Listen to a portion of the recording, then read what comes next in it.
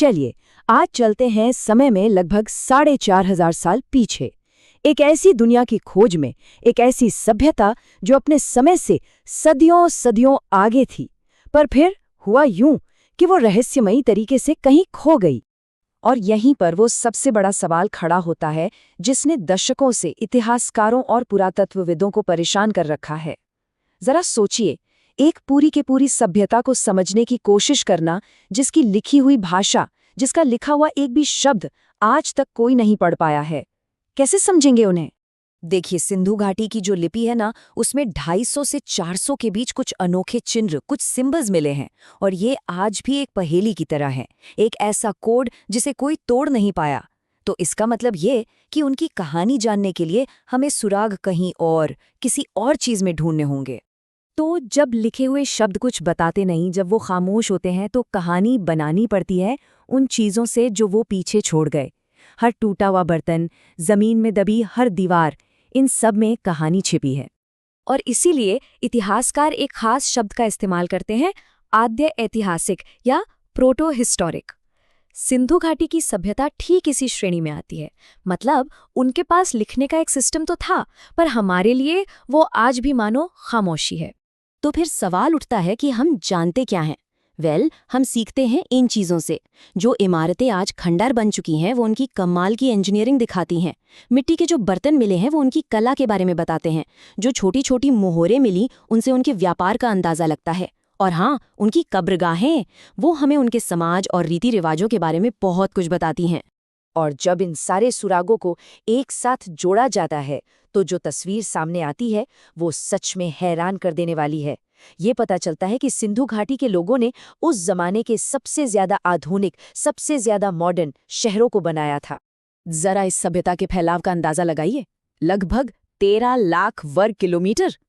ये उस समय की मिस्र या मेसोपोटामिया की सभ्यताओं से भी कहीं ज्यादा बड़ा इलाका था। ये कोई छोटी मोटी बसावट नहीं थी, ये एक बहुत बड़ी संगठित दुनिया थी। और उनके शहरों की बनावट को देखें तो एक साफ सुथरा सामाजिक ढांचा नजर आता है। शहर मोटे तौर पर 2 हिस्सों में बटा होता था। एक था ऊंचा, किले जैसा पश्चिमी हिस्सा, जिसे दुर्ग या सिटाडेल कहते हैं। ऐसा माना जाता है कि यहाँ शासक वर्ग यानी रूलर्स रहते होंगे। और दूसरा था एक बड़ा पूर्वी हिस्सा, जिसे निचला शहर कहते हैं, जहाँ आम जनता रहती थी।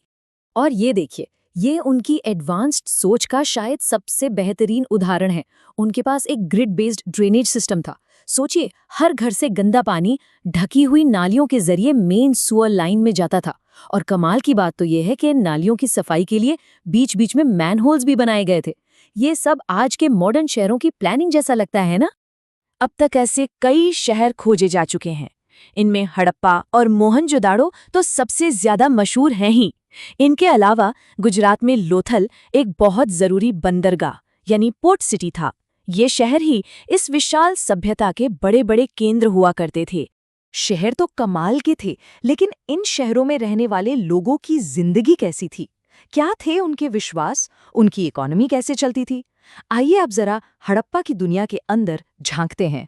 उनके अंतिम संस्कार के तरीके ये भी बड़े दिलचस्प हैं, और शायद उनके अलग अलग विश्वासों की तरफ इशारा करते हैं। कुछ जगहों पर पूरे शरीर को दफनाया जाता था, तो कहीं पर ऐसा लगता है कि शरीर को पहले खुले में छोड़ देते थे और बाद में सिर्फ हड्डियों को दफनाते थे। और लोथल में तो एक पुरुष और एक महिला को एक साथ दफनाए जाने के भी सबूत मिले हैं। अब बात करते हैं उनकी अर्थव्यवस्था की। तो इसका आधार था खेती और पशुपालन। वो गेहूं, जौ, मटर जैसी फसलें उगाते थे और मवेशी, भेड़, बकरियां पालते थे।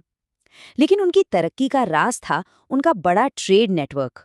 और सबसे अनोखी बात, ये सारा व्यापार वस्तु विनिमय यानी बार्टर सिस्टम पर चलता था। एक चीज के बदले दूसरी चीज। कोई सिक्का, कोई करेंसी नहीं थी। और इस व्यापार का पक्का सबूत हमें मिलता है मेसोपोटामिया के पुराने लेखों में। वहाँ मेलुआ नाम की जगह से व्यापार का जिक्र है। और ज्यादातर विद्वान मानते हैं कि ये मेलुआ और कोई नहीं बल्कि सिंधु घाटी का ही इलाका था। ये इंटरनेशनल ट्रेड का एक ठोस सबूत है। एक और दिलचस्प बात, खुदाई में ना बहुत सारी महिला मूर्तियां मिली हैं।